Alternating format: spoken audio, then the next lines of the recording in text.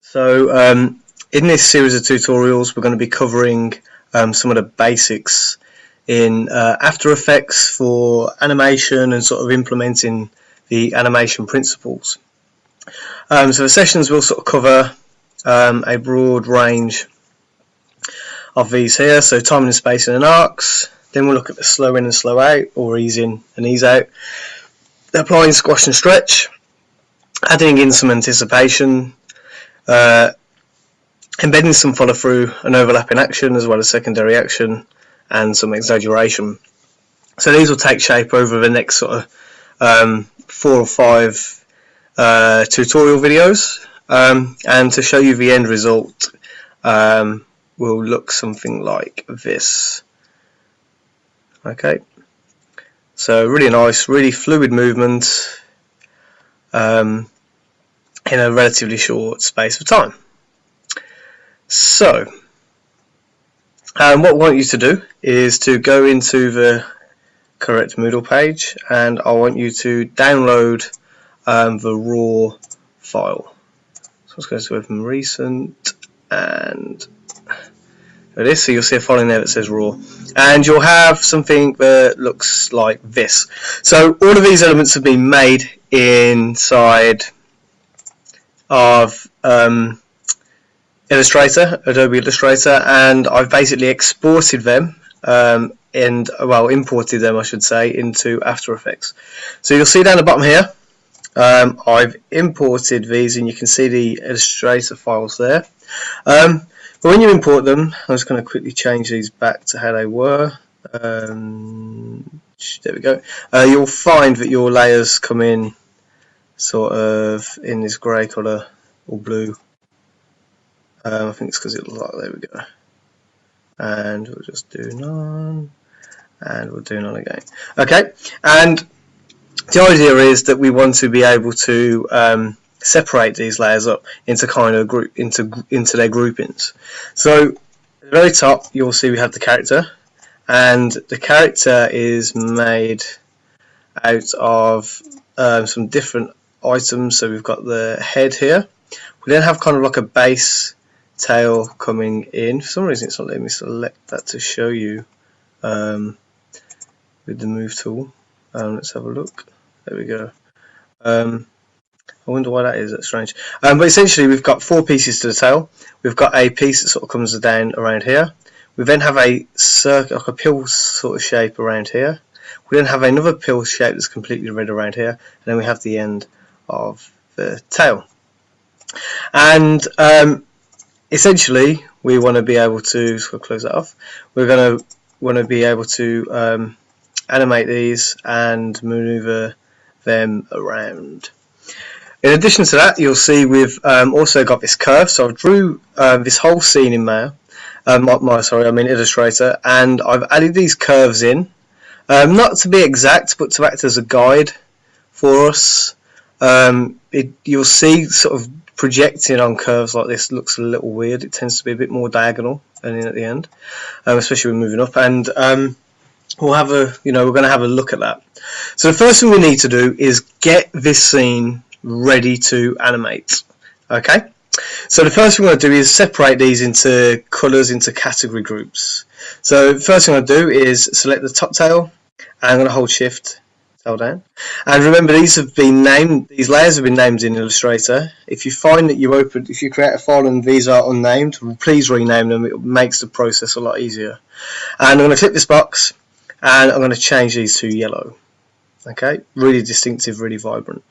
Then I'll go down to the body, and I'm going to make this into red.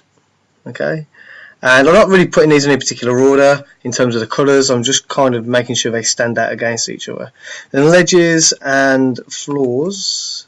So to add an extra one, I've held shift to get these 3, and then I've pushed control to add this one at the bottom in. Otherwise we'll end up selecting these as well. And I'm going to push the button here, and I'm going to have these ones as pink. Oh, in fact, let's have it green. I like green. Where's green? Not dark green. There we go. I've got a thing for green. I really like green. So then our 2 background elements. We'll keep this one up for now. We're gonna just add to cyan, and we're going to lock the background layer because we don't need that one anymore. Oh, sorry, because I both selected it, lock both. And these two button pieces here we'll have as, is there an orange? There we go. And the background solid, which is the orange, will just keep as grey. So you can see very easily we've got lots of vibrant colours, and that will make it stand out for us. So the next thing we need to do to prepare the scene is to parent these objects. So if I want to, I don't get, sorry, if I want to rotate these around, what I want to do is parent them up so the tail is following. And what I don't want to do is just have one bit of the tail following. I want them all kind of following onto each other. So what we're going to do is we're going to go to this parent tab here, and we're going to select this little whirlpool, and we're going to put number 4 onto number 3, and click and drag number 3 onto number 2, click and drag number 2 onto number tail 1, and tail 1 onto the body. So now if I rotate the body, you see the tail is following. And what we're going to do for this early stage is we're going to hide the tail as we don't need it, and we're going to focus on the body. So now we've got those moving, one thing we want to do is add in some elements into this to get the eye to move. So similar to what we've done before, we're going to get the puppet pin tool, and we're going to click at the right hand side of the eye, just there. And once that's added in, what we're going to do is build 3 points on the upper eye and then 3 points on the lower eye. Okay, and this will be where we're going to start bringing these in, and we can shut the eye and kind of give it some expression when it's moving around. In addition to this, we just need to add some points at the bottom just to stop that warping when we move the eye, and we're just going to move some of these around just to check that they're okay. So again, as I pull that in, I'm going to bring that out if I want to make it feel a little bit more evil. Again, we can add more, many more of these points in if we so wish. But again, you can kind of get some funky kind of shapes happening. It's not the greatest of control, we probably could add a few more in. But for what with the scale we're working at and the size we're working at, this will be fine.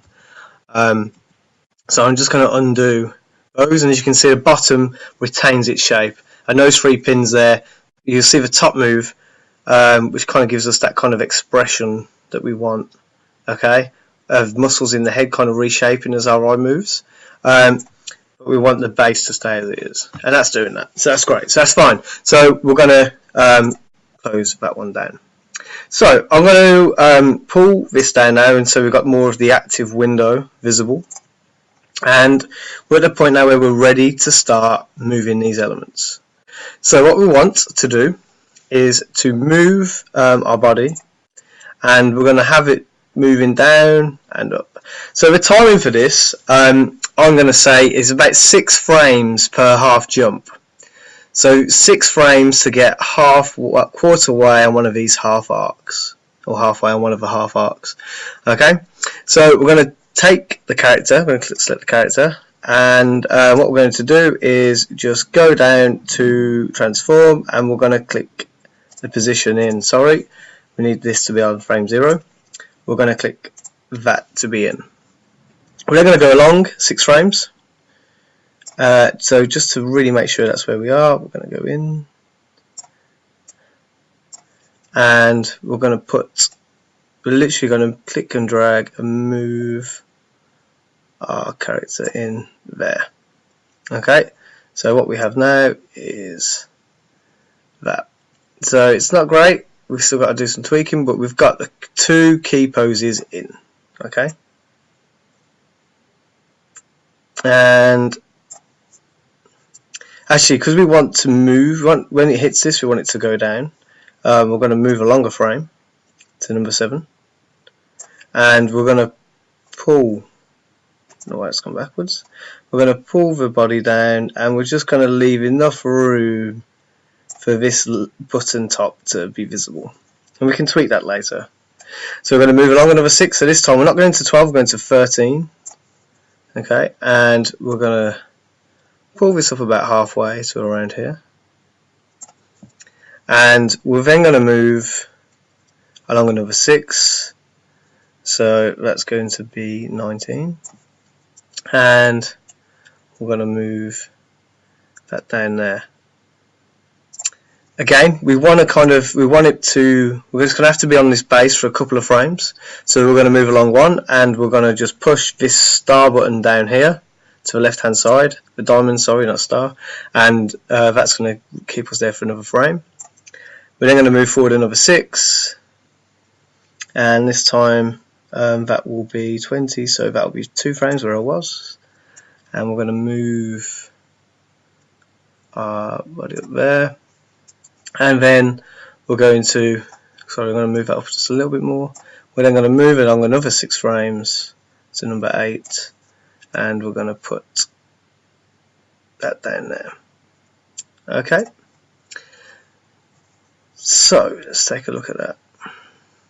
So we're just going to move back a little bit, and I'm going to pull out, and I'm just going to play along. And you see we kind of got a jump in there. So we've got our timing and spacing in. I'm quite happy with the speed. As I say, I've done this already, so I kind of know what this is. When I first did it, I did about 12 frames per half jump, and I tried 8 frames per half jump, and it just felt too sluggish and too slow. So 6 frames is quite nice.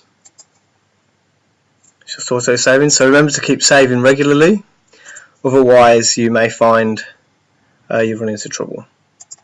So if you want to be able to see the kind of direction that this is moving in, we can toggle this button here. So you may be able to see it already, but if not, if you push this button and then select the layer, you will see now that we can see the curve that this is following.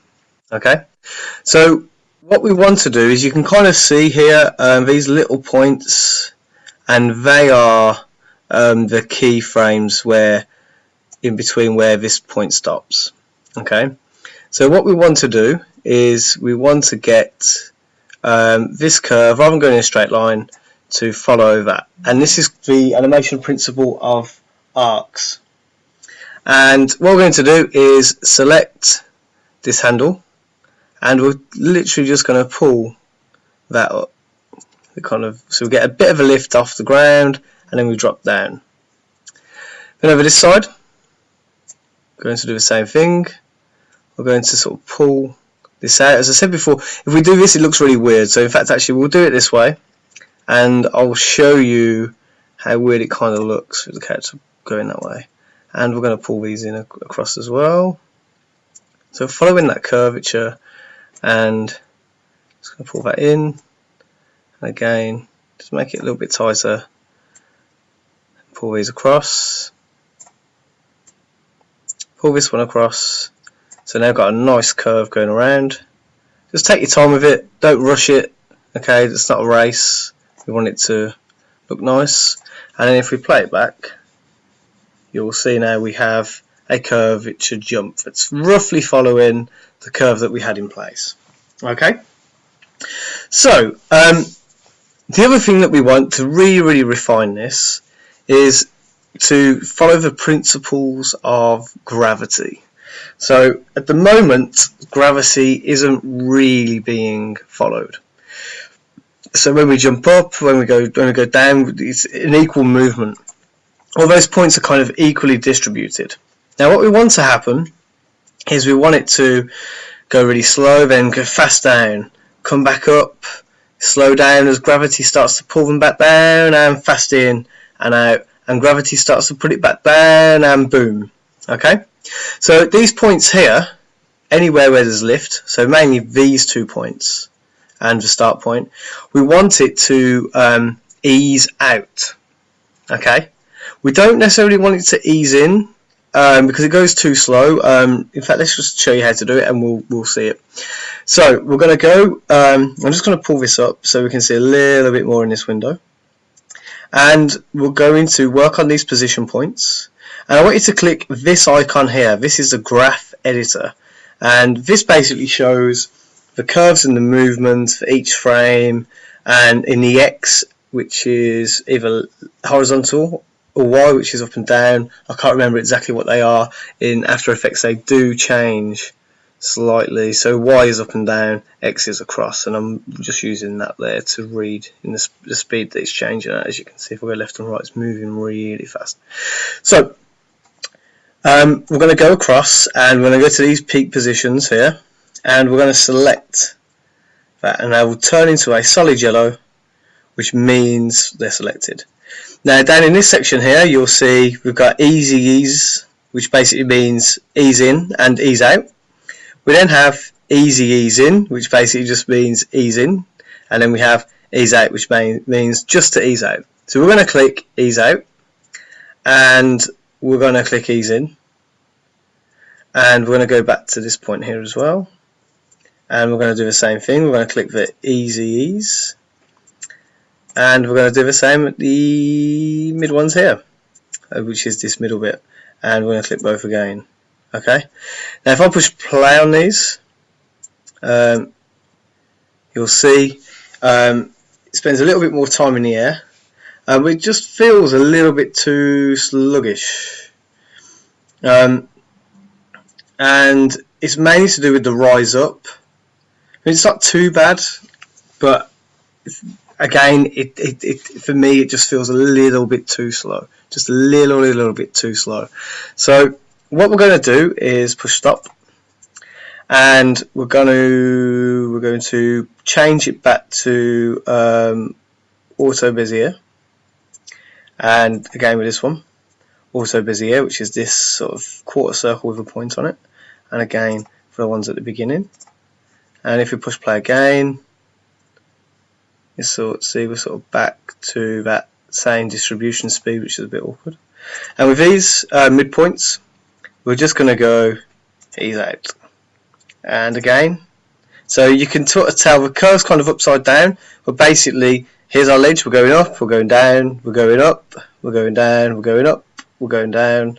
So it's a bit annoying that it's kind of back to front, but you know, we can kind of work out where we are from there. So I'm going to go ease out again, and we're going to go back to the start, and we're going to go ease out. So if we play that again, just feels just that little bit better. We go really fast up, and then we slow and we go down, and feels quite nice. So what have we done? So we've looked at the key posing. Okay, we've established our key poses. We've then used the tools within After Effects to create those in-betweens, and we've then also used the principle of arcs. So our timing and spacing is nice, our arcs are good, and we're ready to move on to the next step. But I do recommend trying it at 12 frames per arc and kind of seeing how slow that is, and try it again at 4 frames per arc to see how quick it is. So you can kind of see that what we've got here kind of feels right. Okay, so in the next tutorial we will be looking at, so we've done slow in and slow out as well. There we go. So we kind of skipped on to the next tutorial, see how easy it is to kind of catch up with these. So we've also done slow in, slow out. We're going to look at using squash and stretch to generate a kind of bouncy sensation. So thank you very much, and I will see you in the next tutorial.